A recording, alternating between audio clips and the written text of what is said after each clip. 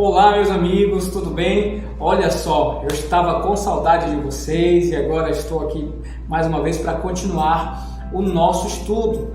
Hoje nós vamos falar sobre o santuário. O santuário é um tema muito especial porque ele prefigura o ministério de Cristo na Terra. E é algo interessante a gente estudar sobre o santuário porque a gente acaba compreendendo muita coisa sobre a vida e sobre o ministério de Cristo. Amém? Muito bem, para falar do santuário, nós precisamos relembrar um pouquinho sobre como o povo de Israel passou no Egito, o tempo que eles passaram como escravos, até que veio Deus, enviou Moisés e os tirou com mão poderosa do Egito e os levou para o deserto.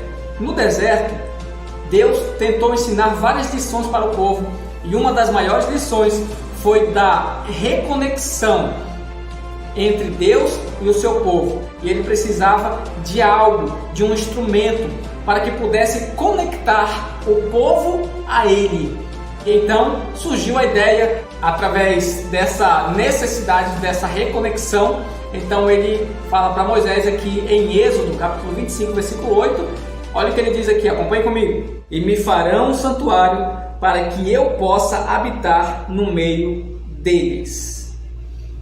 Então, Deus aqui, ele está falando para Moisés, para que eles possam fazer um santuário, para que ele mesmo possa habitar no meio do seu povo. Não é notável aqui no texto que Deus está querendo se reconectar com o povo, está querendo se relacionar com ele, está querendo ali estreitar ali o seu relacionamento com o seu povo? Amém?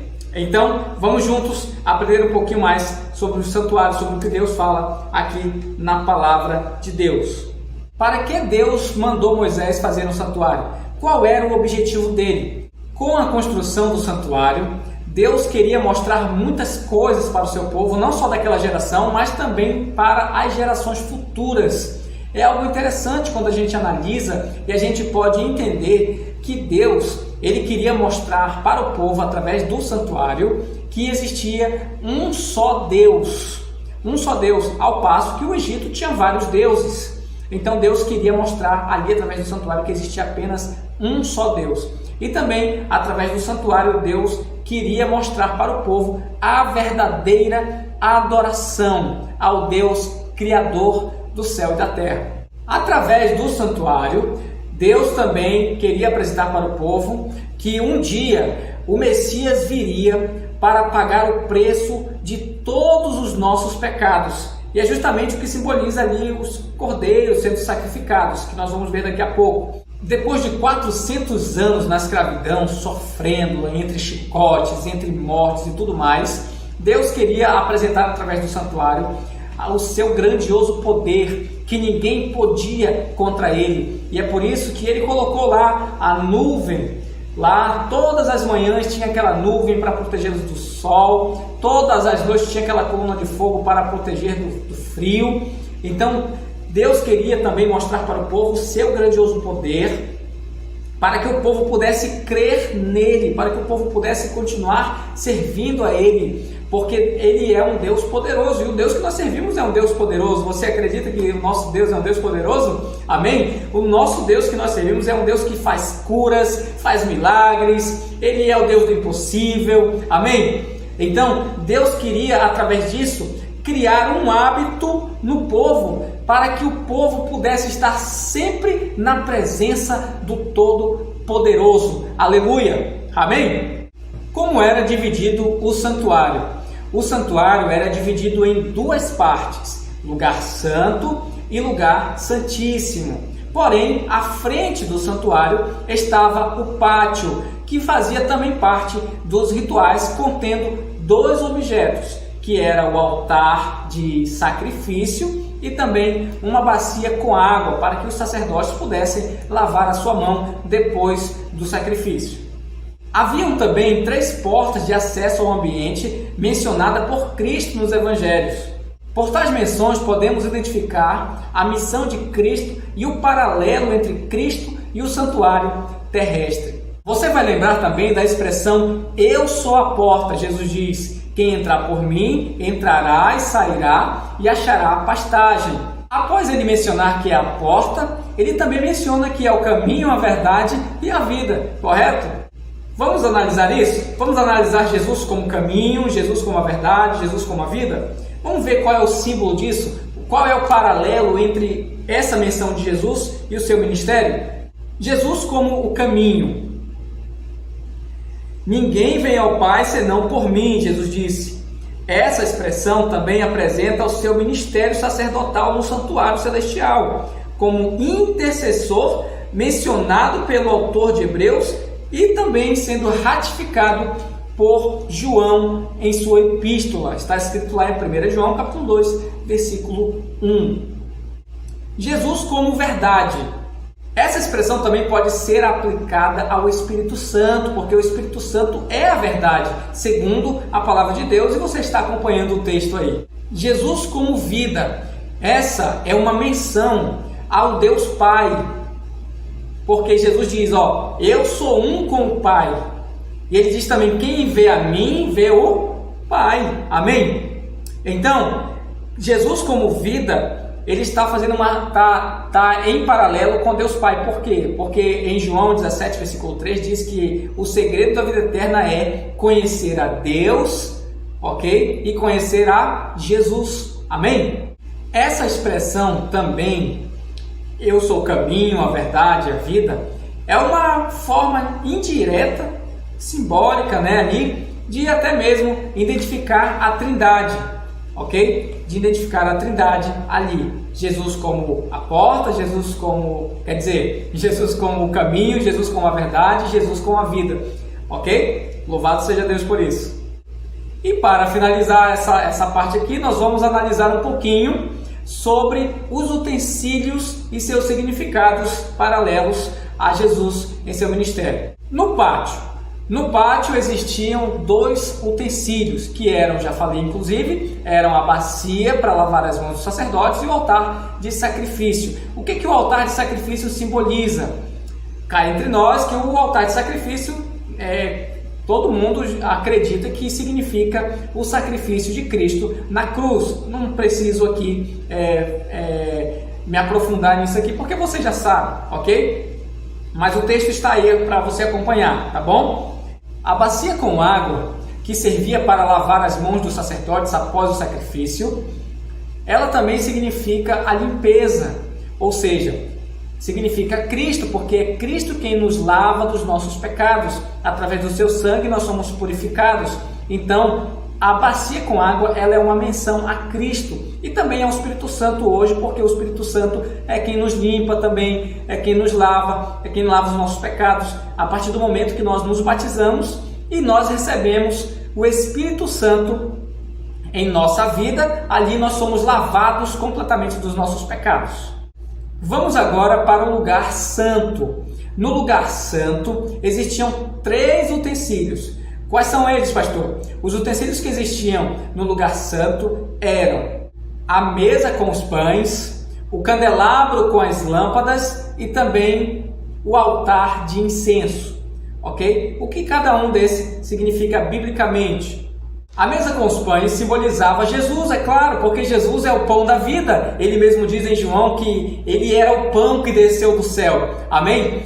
O candelabro com as 7 lâmpadas simboliza também Jesus, porque Jesus é a luz do mundo. Amém? Jesus é a luz do mundo. E o fato de serem 7 lâmpadas, que significa a perfeição, significa a plenitude do poder de Deus, através do Espírito Santo, que também faz parte, como está escrito lá em Apocalipse 5, verso 6, que vai falar sobre os 7 Espíritos de Deus. Ou seja, aqueles 7 Espíritos de Deus simboliza ali a plenitude do poder de Deus através da sua onisciência. Amém? E o altar de incenso significa a intercessão de Cristo ao trono de Deus, a intercessão de Cristo por nós no santuário de Deus, ok? E ele ainda intercede por nós até hoje. Segundo João, 1 João 2,1, ele diz que aquele que comete pecado tem um advogado junto ao Pai, Jesus Cristo, o justo. Hebreus também vai falar sobre essa intercessão, que Jesus é o nosso intercessor e que só existe um mediador entre Deus e o homem, Jesus Cristo, homem. Amém? Nós não somos mediados por nenhuma outra divindade ou nenhum outro santo. Só Jesus é o nosso mediador. Somente Ele pode interceder por nós. É o que diz em Hebreus e também o que diz em João, 1 João 2, verso 1. Louvado seja o nome de Deus. No lugar santíssimo existia apenas um objeto, um utensílio. Qual era? A Arca da Aliança. A Arca da Aliança era apenas um objeto que tinha por tampa o propiciatório. O propiciatório não era um utensílio, fazia parte da arca. E também tinha a vara de Arão, que estava dentro da arca, tinha as tábuas da lei dentro da arca, e também tinha o maná dentro da arca. E o que mais que tinha na arca? Acho que era só isso mesmo. Amém? Louvado seja Deus. A Arca da Aliança simbolizava a própria presença de Deus, que era manifestada ali através de uma nuvem, descia uma nuvem ali e Deus se manifestava ali. Era chamado de Shekinah, a presença de Deus. Deus se manifestava em cima do propiciatório, que também significa a graça de Deus. Algo interessante de se notar é que a lei de Deus, as duas tábuas da lei, elas estavam justamente no lugar onde Deus se manifestava. Amém? E é por isso que nós entendemos que nós precisamos também guardar a lei de Deus, porque Jesus guardava a lei, e a lei de Deus, ela simboliza o caráter de Cristo, o caráter de Deus. Então, estar ali na presença de Deus, a lei, mostra pra gente que a lei é importantíssima e faz parte de estar na presença de Cristo, porque quem guarda a lei está na presença de Cristo, porque a lei está justamente no lugar onde Deus se manifesta para o seu povo. E a gente acredita, inclusive, que através da lei Deus pode se manifestar para cada um de nós, para que nós possamos entender a sua graça na nossa vida. Pastor, e o significado do bordão de Arão que floresceu? E o significado do maná? O que significa? Tá, o bordão de Arão que floresceu, você sabe que era um cajado. Então, cajado é símbolo de autoridade. Ali no caso, autoridade de Deus, ok? E é interessante que o cajado, ele floresceu. Aquele cajado era um galho de árvore, alguma coisa assim, né? Com certeza, ali. E aquele galho estava morto, sim ou não? E de repente ele floresceu. Isso simboliza a ressurreição de Cristo, que Deus pode ressuscitar qualquer pessoa estando morta. Amém? E assim como Cristo venceu a morte, assim aquele cajado já estava prefigurando isso, que a morte foi vencida pelo poder de Deus. Louvado seja o nome dele. E o maná simboliza que Deus proverá. Não importa o que você esteja passando ou o que você esteja vivendo, Deus proverá sempre o maná para você se alimentar, para suprir as suas necessidades, porque Ele é o Deus dos milagres, Ele é o Deus do impossível. E é por isso que eu quero convidar você a tomar uma decisão ao lado de Jesus, porque Ele provê todas as coisas para cada um de nós. Como você pode perceber, não só o santuário, mas também seus objetos e rituais, tudo prefigura Cristo, sua morte, sua ressurreição, seu ministério e até mesmo a sua intercessão por cada um de nós no santuário celestial, que inclusive está acontecendo neste exato momento. Jesus está intercedendo por mim e também está intercedendo por você nesse exato momento. Apesar de tudo, eu quero dar uma ótima notícia para você. Olha, a porta da graça ainda está aberta. Amém? E Jesus espera por você. Quem sabe você que está assistindo agora este vídeo, este estudo, ainda não aceitou Jesus, nunca aceitou Jesus, ou talvez você já tenha aceitado Jesus um tempo, passou um tempo na bênção, na palavra e acabou se desviando por algum motivo que só Deus sabe. Então eu quero convidar você que está nesse contexto para voltar para Jesus ou para aceitar Jesus aí na sua vida. Eu tenho certeza que Deus vai mudar a sua vida se você o aceitar hoje, se você o aceitar agora, porque hoje é o dia sobremodo oportuno, hoje é o dia da salvação. Se você ouvir a voz do Senhor, não endureça o seu coração. Portanto, se esse estudo falou ao teu coração, eu quero convidar você a se entregar a Jesus hoje. Se entregue a Jesus hoje, tome hoje uma decisão de se entregar para Jesus, porque pelo estudo que nós fizemos aqui, você entendeu que o santuário representa unicamente Jesus e o seu ministério, que Ele deu por você e por mim. Ok? Que Deus abençoe você grandemente. E eu quero convidar você a ouvir essa música que o nosso amigo Luiz Cláudio vai estar cantando sobre o santuário. Fique agora com a música do Luiz Cláudio. Que Deus abençoe você e a gente se vê no próximo vídeo.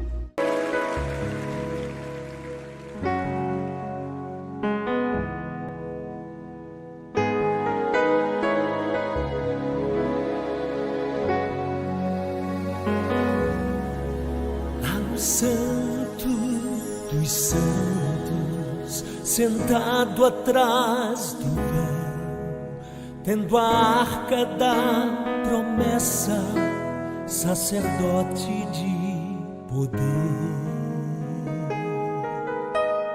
Só Ele quem pode ali penetrar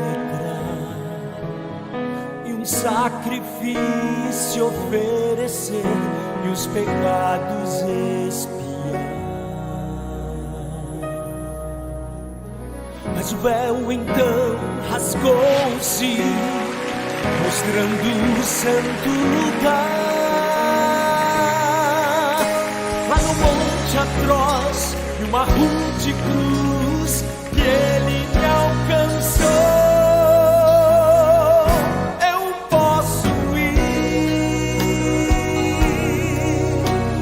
Santo dos santos, me prostrar, fazer minha petição, posso ir ao Santo dos santos, mesmo sendo tão pequeno. Seu plano me aproximou, estou perto do grande Deus. Nunca mais sacrifício de sangue, de bode e de cordeiro. As leis cerimoniais foram cravadas no Calvário. Aleluia. Sacrifício de sangue não é preciso mais. Amém. Pois Cristo na cruz morreu e o preço já pagou. Adoremos, pois, agora o céu aberto está. Permita então poder entrar na presença do Senhor. Eu posso Santo dos santos, me prostrar, fazer minha petição, posso ir ao Santo dos santos, mesmo sendo tão pequeno. Seu plano me aproximou, estou perto.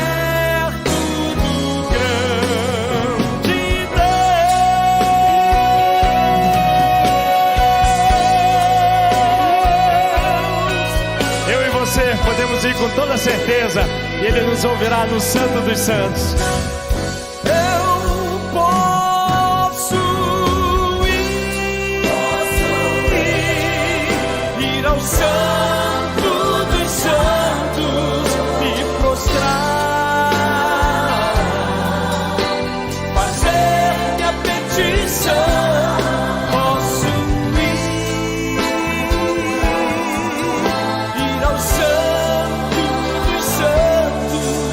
Mesmo sendo tão pequeno, amém. Seu plano nos aproximou. Seu plano me aproximou. Estou perto do grande Deus.